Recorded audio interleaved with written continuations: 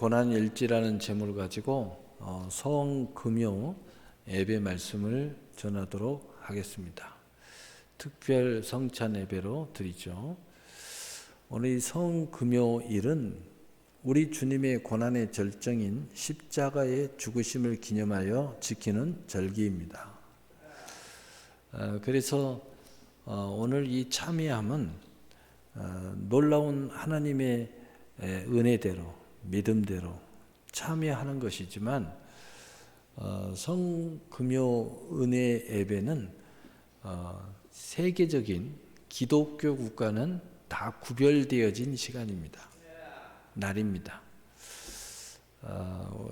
제가 예배 드리기 직전에 이야기했지만 세계의 경제의 중심, 모든 통화의 기축통화를 가지고 있는 그 미국은 오늘은 모든 경제가 멈추는 날입니다. 왜냐?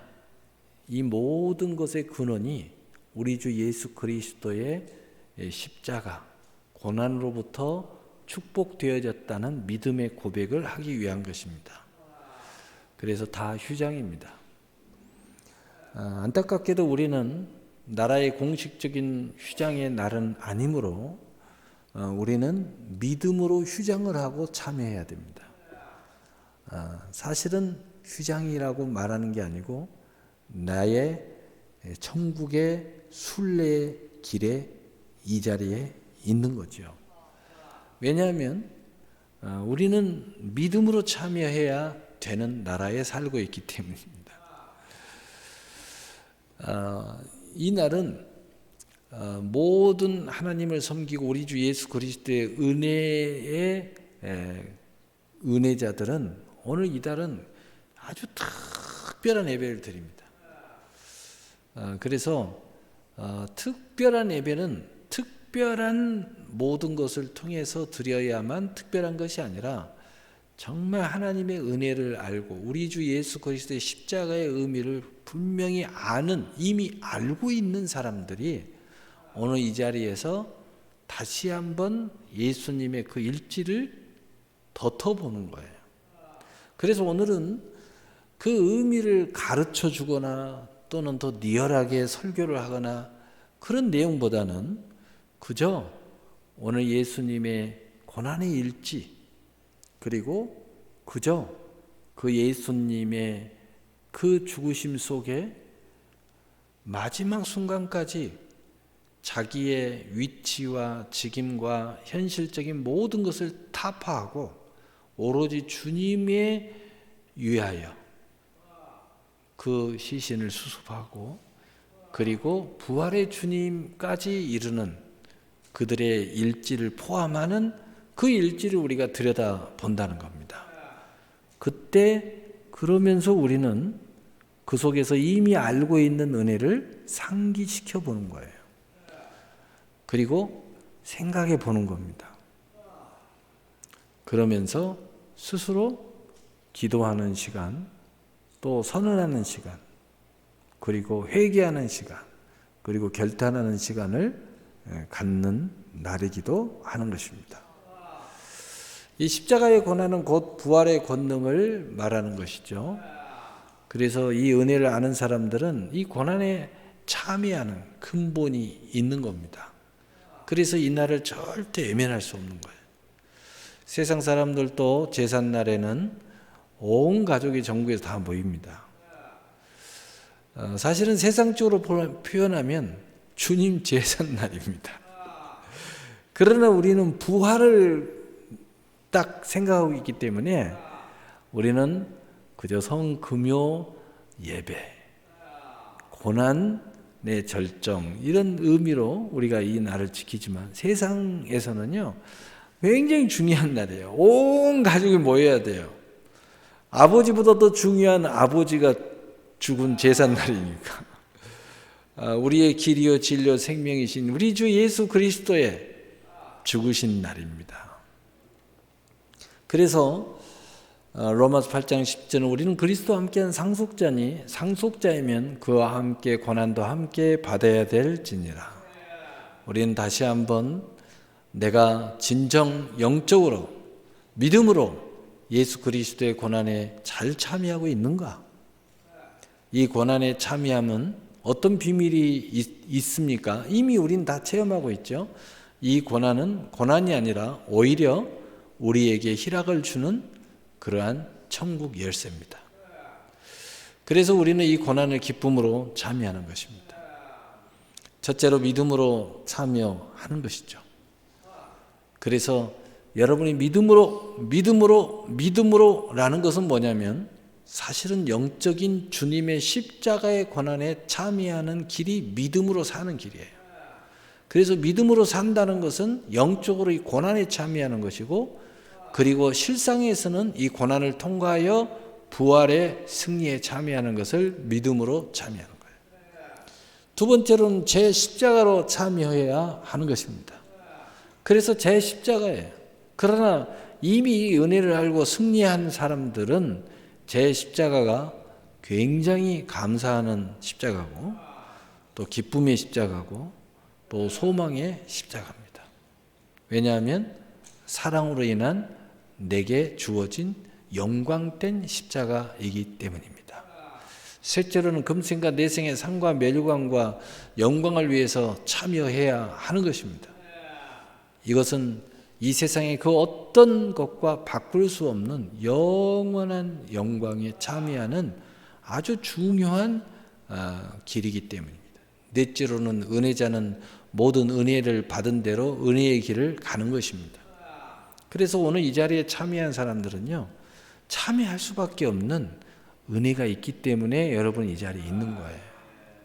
그래서 저는 옛날에는 굉장히 다 오시세요. 오셔. 안 오니까 예비 드리는데 내가 막 마음이 우그락불그락 왜 안 왔어? 근데 이제 목회가 이렇게 이 정도 돼 보니까 그게 그래 갖고 된 문제가 아니더라고. 다 자기 은혜대로 사는 거야. 예배도 은혜대로 그냥 드리는 거야. 그래서 신앙생활이 다양할 수밖에 없어. 다양할 수밖에 없는 거야. 그래도 약간의 강권과 권명과 또 길을 제시하고 초등학교 가르치듯이 가르치는 경우는 생명과 관계되어 있는 거야. 이거 안 건들면 지옥 가게 생겼는데 이때 좀 건드려 봐 주는 거예요. 또 이거 안 하면 이거 축복을 놓치겠는데 이때 한번 건드려 주는 거예요. 기타는 다 각자 알아서 하는 거예요. 그 억지로 된다고 해서 될 문제가 아니에요. 다 자기 은혜대로 하는 겁니다. 자기 가는 길로 가는 거예요. 근데 그 결과는 심히 세상 말로 사악합니다. 무슨 얘기냐? 사악할 정도로 내가 가는 대로 열매를 맺는다는 거예요. 그냥 그대로 사는 거예요. 그냥. 천국 가서도 상과 멸관이 완전히 다른 거예요. 근데 이게 강요해서 될 문제가 아니라는 거죠. 그래서 오늘 또 은혜대로 참여한 줄로 믿습니다. 오늘 첫 번째로 성금요일에 시간으로 본 간략한 주님의 고난의 일지입니다. 첫째로 오전 7시에 빌라도 법정에서 즉결 선고를 받습니다. 우린 다 기억하고 있죠? 그 전까지 얼마나 많은 고난을 당하고 채찍을 맞고 온몸이 찢기고 그리고 많은 사람들 앞에서 군중들 앞에서 희롱을 당하고 그런데 더한 희롱을 당하게 하기 위해서 즉결 선고를 합니다. 오전 9시 골고다 언덕에서 십자가에 못 박히십니다. 바로 그때 온 몸에 기본만 가리고 다 벗김을 당합니다. 요즘에도 그렇게만 입으면 부끄러울 텐데 다 벗김을 받고 또 네가 왕이냐 하면서 가시 면류관을 만들어 가지고 씌워줍니다. 야 이게 왕관이야 하면서 이게 왕관이야. 너 왕이니까 왕관 써야지. 그러니까 딱 씌우니까 가시가 막 찔려서 피가 막 나요. 온갖 부끄러움과 온갖 희롱을 다 당하죠. 그런 과정 중에 야, 네가 하나님의 아들 맞아? 야, 그러면 네 자신을 구원해봐. 이러면서 온갖 희롱을 다 당해요.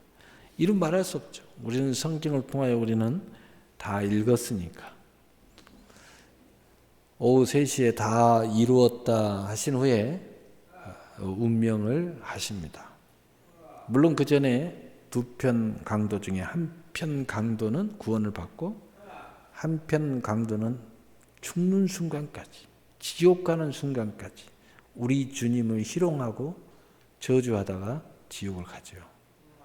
그러나 한편 강도는 마지막 죽는 순간에 그 구원받는 기회를 잃어버리지 않고 붙잡아 구원을 받는.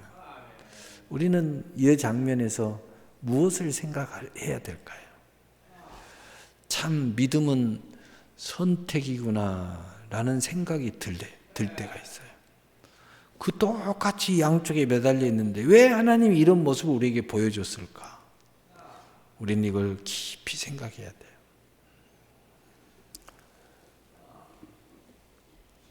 하늘이 어두워지고 붉은 빛으로 덮어졌으며 성소의 휘장 위에서 아래로 찢어지고 그다음에 무덤이 열리고 죽은 자가 살아나고 주님 부활 후에 이들이 예루살렘 성에 들어가니 온 성이 소동했습니다.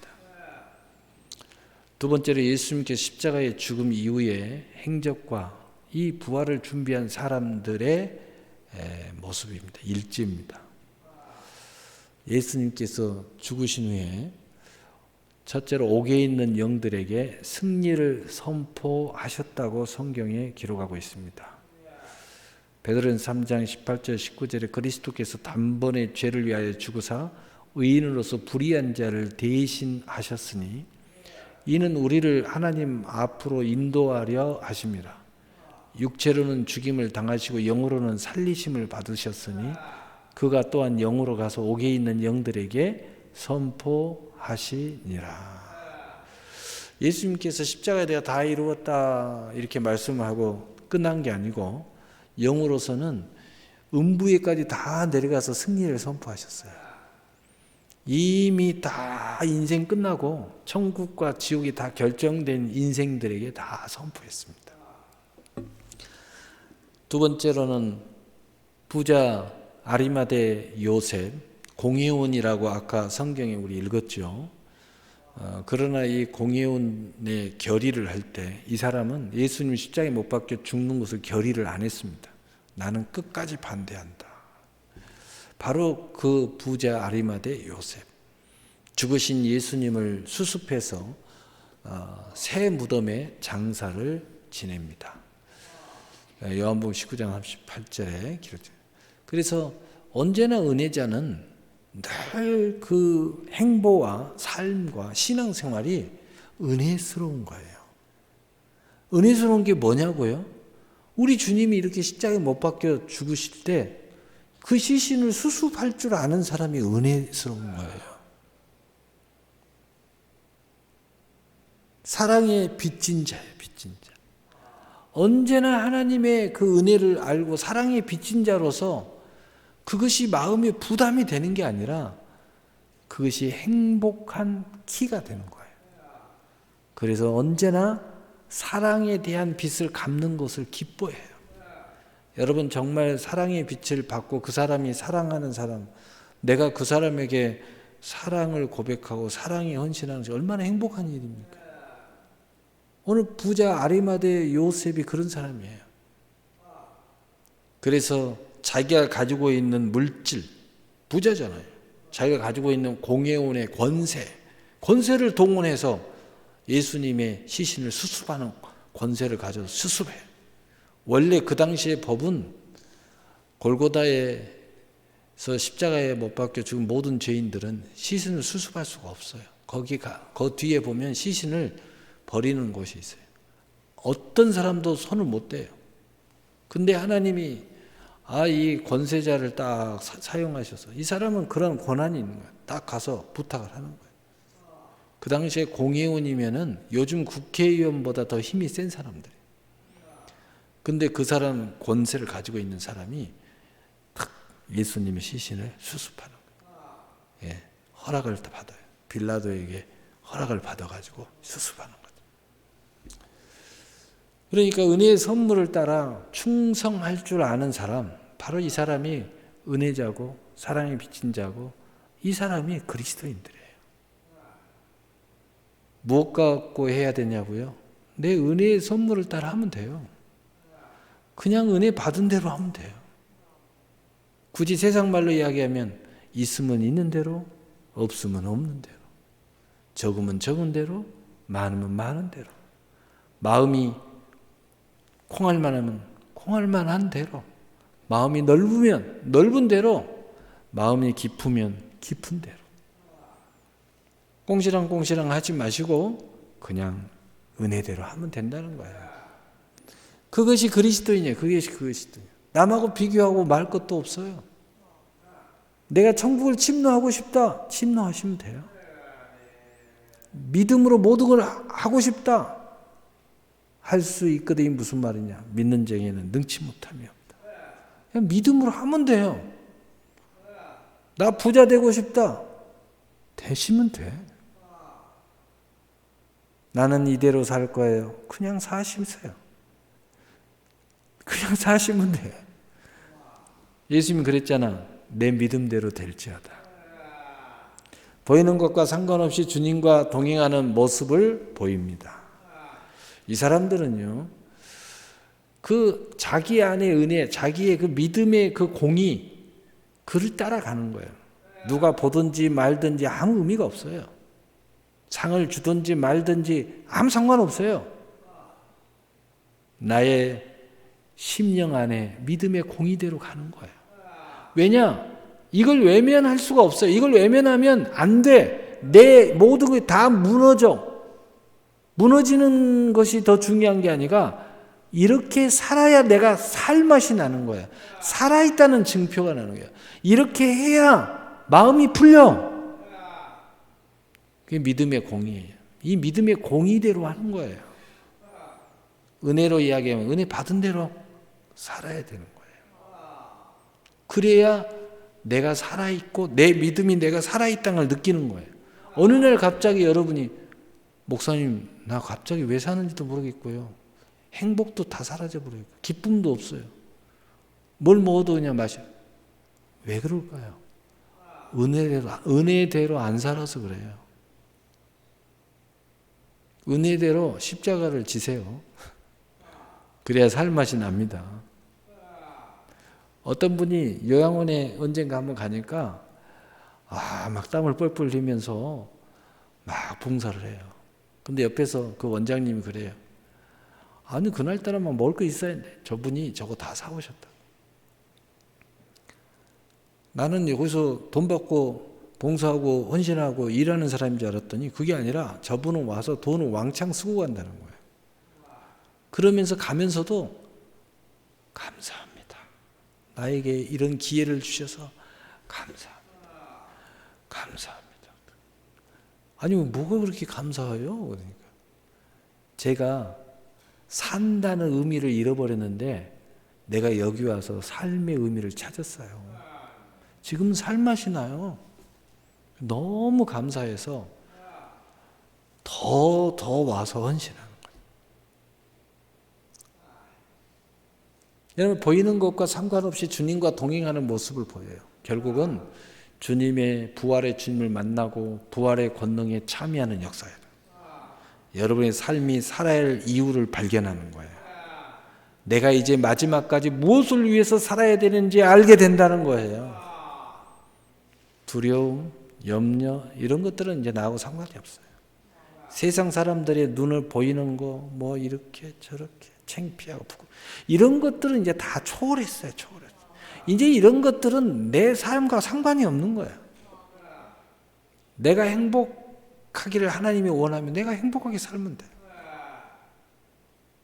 뭐 비싼 걸 입고 안 입고 그 의미가 아니에요. 그냥 비싼 거 입고 싶으면 입는 거지. 근데 그것이 이러니 저러니 그게 중심이 아니에요. 하나님이 그걸 원하시면 원하는 거예요. 여러분 바울은요, 귀족들 만날 때는요, 귀족으로 갑니다. 귀족으로. 가난한 자를 만날 때는 가난한 사람으로 가요. 지식이 이렇게 많은 사람들을 만날 때는 굉장히 지식이 있는 사람으로 가요. 영적인 사람, 뭐 귀신 들린 사람, 뭐 영권을 가지고 갑니다. 무슨 이야기냐? 그냥 때를 따라 가는 거예요. 부자들 만날 때는 한껏 부자의 모습으로 가는 겁니다. 로마 시민권을 가진 사람 만나면 나도 로마 시민권 가진 사람이야 하고 가는 거예요. 바울 사도 같은 경우는 다말에서 고향이 근데 거기에서 제일 부자 집안에서 태어난 사람. 제일 부자. 여러분 생각해 보세요. 부자니까 요즘 말하면 미국 시민권을 가지고 있죠. 세 번째로 니고데모가 몰약과 침향을 100건쯤 가져와 장사를 지냈습니다. 여러분 니고데모 알죠? 네. 선생이라는 사람. 그런데 예수님 앞에 거듭난다는 말도 무슨 뜻인지를 몰라가지고 헷갈려가지고 낙박사를 당하고 부끄러움을 당한 사람인데 이렇게 주님의 제자가 돼가지고 이렇게 주님의 시신을 수습하는 사람이 됐어요. 대단한 사람이죠. 이게 하나님이 은혜를 줬어요. 우리 주님 만나가지고 우리 주님에게 말씀 직접 듣고 이런 크고 비밀한 일을 들었는데도 구원 못 받았으면 인생 끝난 거죠. 모량과 침향을 100근쯤 가져와 장사를 지냈다고 그랬어요. 언제나 은혜를 아는 은혜자는 사랑의 빛에 대하여 갚는 마음에 충성됨이 헌신하여 귀히 쓰이는 그릇이 되는 것을 봅니다. 아까도 이야기했지만 이것이 믿음의 공의적 헌신이기 때문에 이것을 해야 되는 거예요. 여러분 세상 살다 보면 중요한 결혼식을 갈 때가 있을 거예요. 근데 일반 결혼식은 딱 정해졌어, 금액이. 그냥 해. 근데 어떤 결혼식은 이렇게 할 수 없어. 그냥 똑같이 할 수 없어. 여기는 반드시 이만큼 해야 돼. 하고 빡빡 우겨서 합니다. 근데 나는 이런 마음을 가졌는데 옆에 남편이나 옆에 아내는 뭐요 그럽니다. 왜 그렇게 많이 하냐고. 그 사람은 모르는 거죠. 내가 이걸 해야 된다는 이유를 모르기 때문이죠. 이게 세상적 비유로 이 믿음의 공의적 표현이에요. 은혜를 아는 사람들, 빚진 자, 사랑의 빚진 자는 이거 반드시 해야 되는 이유가 있는 거예요. 저는 여러분들이 오늘 이 시간에 나오냐 안 나오냐 그게 중요한 게 아니고 여러분의 삶을 살아갈 때 꼭 해야 될 건 하셔야 돼요. 특별히 하나님 관계에서. 그리고 여러분 자신 앞에서 자신의 신앙 앞에서 반드시 누가 보든지 안 보든지 이게 중요한 거 아니에요. 내가 이걸 하지 않으면 내가 죽어버려요. 내가 슬퍼지는 거예요. 내 믿음이 완전히 그냥 다 죽었구나. 나는 이제 어떡하지? 이 생각이 들게 하면 안 되잖아요. 그래서 하는 거죠. 절대로 외면할 수 없는 그게 있어요. 세상에도 그런 게 있잖아요. 사람 관계도 있고 반드시 해야 될 관계가 있고 이거 안 하면 안 되고 이런 게 있잖아요. 하나님과 우리의 관계. 반드시 세상은 그렇게 살아야 여러분이 삶의 의미와 가치와 활력과 행복과 생기를 잃어버리지 않는다. 그리고 반드시 함께 동행하는 사람과의 관계가 행복해진다. 그리고 반드시 합력하여 선을 이룰 것들이 이제 내가 합력해 줄 때는 몰랐는데 많은 사람들이 나에게 합력이 돼야 될 때에 여러분이 정말 이런 것들을 잘 산 사람들은 상상도 못한 통로들이 열려요. 그리고 그 통로들을 통해서 합력해서 내 인생을 위하여 선을 이루어주는 거예요. 그때 아는 거예요. 첫째는 하나님의 은혜를 하나님이 이렇게까지 이렇게 하기도 하고, 그리고 내가 살면서 신앙을 고백하고 믿음을 고백하고 내가 산다는 그 의미를 잃어버리지 않으려고 이렇게 했는데 그것이 다 살아서 움직여서 다시 돌아오는 거예요. 하나님 감사합니다.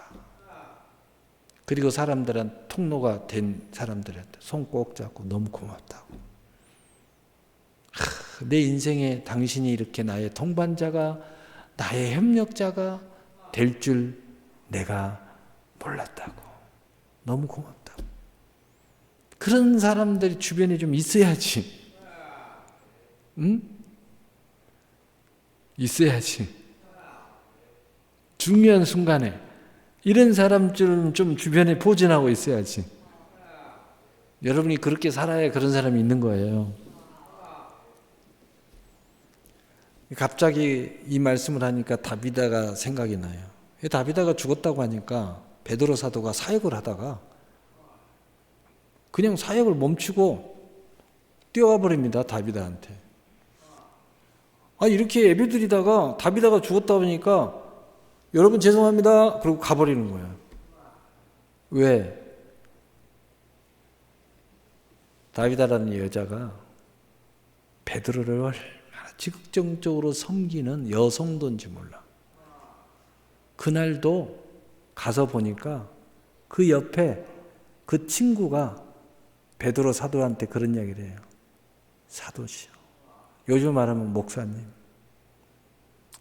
이 친구가요, 이게 죽기 직전까지 목사님 옷 짓다가 죽었어요. 옷 만들다가 죽었다는 거예요. 이 베드로가 가슴이 얼마나 억장이 무너지겠어요. 베드로가 있는 모든 권세와 은혜를 동원해서 그 자리에서 다비다를 살려내잖아요. 하나님 앞에 간절히 기도하고 다비다야 일어나라. 일어나. 다비다가 눈을 뜨고 일어서 앉은 거예요. 부활이 여기에 있는 겁니다. 여러분 인생이 부활이 여기에 있는 거예요. 전화위복이 여기서 일어납니다. 얼마나 놀라운 일입니까? 언제나 은혜를 아는 은혜자는 사랑의 빛에 대하여 갚는 마음의 충성됨이 헌신을 하여 귀히 쓰이는 그릇이 되는 걸 봅니다. 바로 하나님의 예비된 그릇이죠. 네 번째로 유대인의 장례 법대로 향품과 함께 세마포로 쌌더라. 믿음은 율법을 세운다는 영적 승리를 예표하고 있습니다.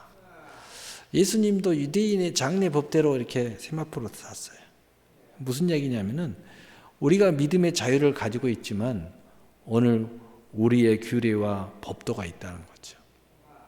오늘 이것을 통하여 우리의 믿음을 보이는 거예요. 여러분 한국 교회에 계명과 규례가 있고요. 또 미국 교회 가면 계명과 규례가 있고 교회마다 저마다 계명 규례가 약간 차이가 있어요. 그러나 하나님이 여기 보일 때는 우리에게 주신 계명과 규례가 있는 거예요. 우리는 이것들을 통하여 믿음으로 율법을 완성시키는 거예요. 그래서 로마 3장 31절에 믿음으로 말미암아 율법을 폐할 수 있느냐? 결코 그럴 수 없느니라.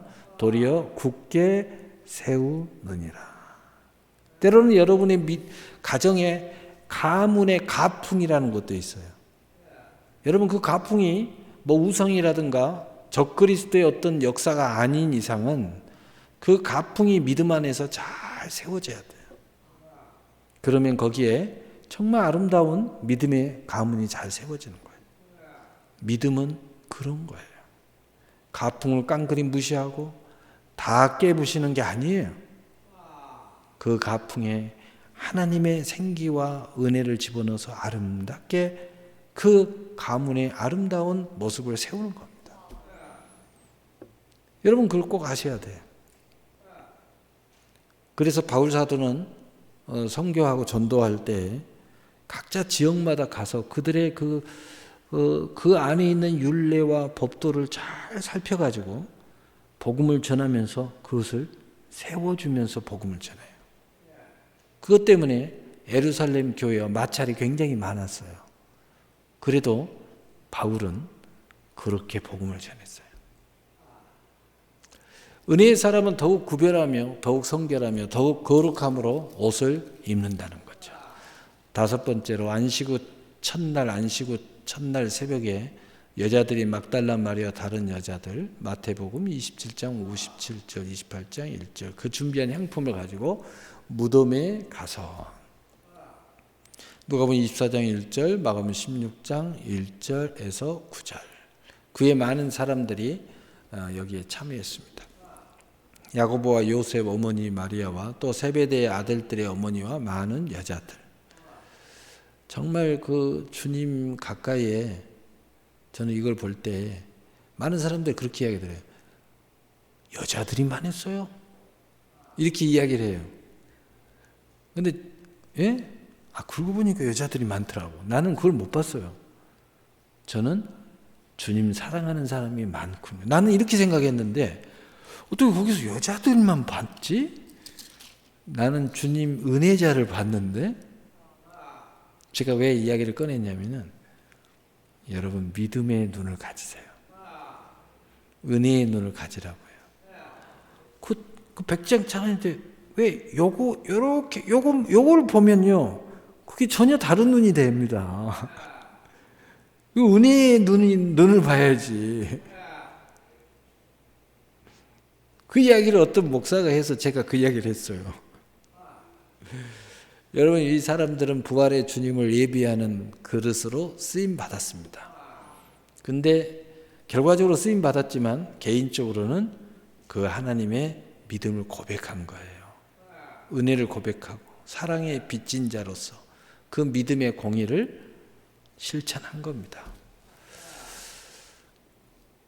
이들 모두 부활의 주님을 만나 부활의 권능에 참여하게 됩니다. 그 중에서도 막달라 마리아는 최초의 부활의 복음을 전하는 영광이 되었고 부활의 주님을 최초로 만난 선택받은 사람이 되었습니다. 오늘 이 막달라 마리아 이야기는 부활 주일 새벽 예배 때 하기 때문에 여기서 지금 하고 싶은데 하지 않겠어요.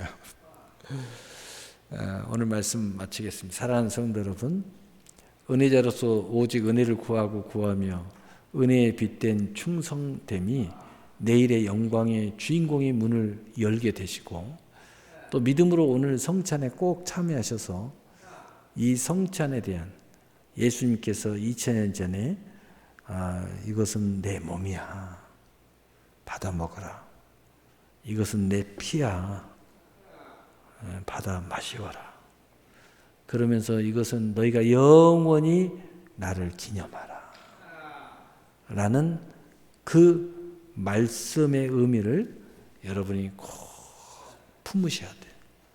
혹시라도 잃어버렸다면 오늘 시간 품으세요. 천국 갈 때까지 품고 가셔야 됩니다. 그래야 여러분이 몸과 피, 은혜와 진리 이 역사가 이제 천국 갈 때까지 여러분의 순례의 발걸음을 가볍게 해줍니다. 순례의 이 인생의 여정을 풍요롭게 해주고 기쁘게 해주고 좀 활력 있게 정말 행복하게 세상 말로 살맛 난다 이렇게 살아갈 수 있도록 만들어 주실 것입니다. 이런 믿음으로 오늘 성찬에 참여하셔서 모든 이 언약의 축복의 주인공이 되시기를 예수님으로 축복합니다. 아멘.